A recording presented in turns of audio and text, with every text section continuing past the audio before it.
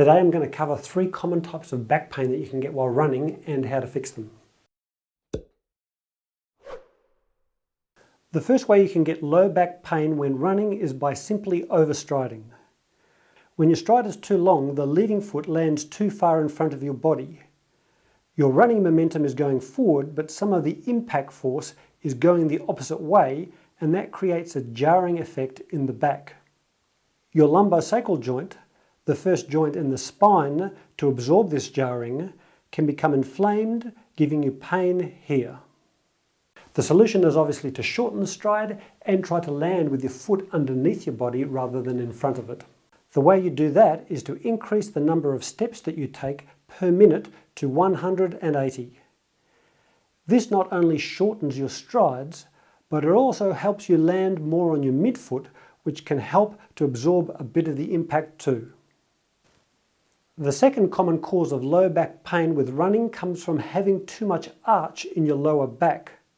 This causes compression and inflammation of the spinal joints, giving you pain in the midline of the back, either low, high, or all along the lumbar spine.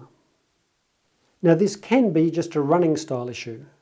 Try to aim to have your whole body angled forward rather than bent at the hip but then arched in the lower back. But more commonly, increased lower back arch while running comes from either tight hip flexors or weak glutes, causing anterior pelvic tilt. So let's have a look at how to fix those. To stretch your hip flexors, do these 2 exercises, particularly after each run. If they feel really tight, there's a very good chance that this is where your problem lies. Create a rough square with your legs, with the back knee on a pillow. Then tilt the pelvis back by lifting the front of the pelvis up. This will stretch the psoas muscle. Rather than just hold it and do a static stretch, you can lift the front of the pelvis up, hold it for 5 seconds, and then relax it. And do that gently for 30 seconds on each side. The same can be done with the rectus femoris muscle, but with your back foot lifted this time. Just make sure that you aren't arching your lower back when you stretch. Again, to make it a bit more of an active stretch, tilt the pelvis back for 5 seconds and then relax, and repeat that as you stretch. If your gluteus maximus muscles are weak or inactive, this can cause anterior pelvic tilt too. So to strengthen and activate your glute max muscles, you can do various forms of glute bridges on your non-running days.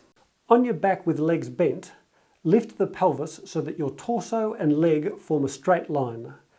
Hold for 5 seconds and then relax back down. Repeat that 10 times or until light fatigue once a day, but not on your running days. If that's too easy, progress on to doing them on one leg. Firstly with the opposite thigh vertical, and then later progressing to hold the opposite leg out. For more details, you can check out the link to my video on anterior pelvic tilt in the description box below. Now if your back pain is more in your upper pelvis, on one side, both, or a band all the way across, the problem is more likely to be weak stabilizing muscles of the pelvis. When you run, you spend a lot of time on one leg, and during this time your lateral stabilizers keep your pelvis level. Now running works these muscles hard, and if they're a bit weak or inactive, they can end up being sore either during or after a run.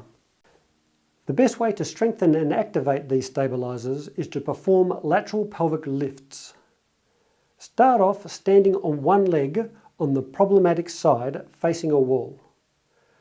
With your hands stabilizing yourself lightly, slowly tilt your torso to one side and lift the opposite leg straight to the side as if you're going to put your foot on something tall.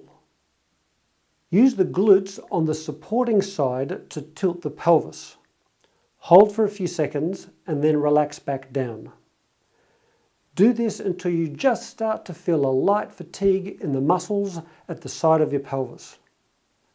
Repeat 3 up until 10 times on both sides once a day on non-running days. I actually have a dedicated video on weak lateral pelvic muscles because they can cause all kinds of issues, including hip pain and knee pain, so I'll leave a link in the description box below. Anyway, I hope you liked the video. If you did, please consider liking and subscribing because it always helps, and let me know how you go in the comment section below. Okay? Cheers.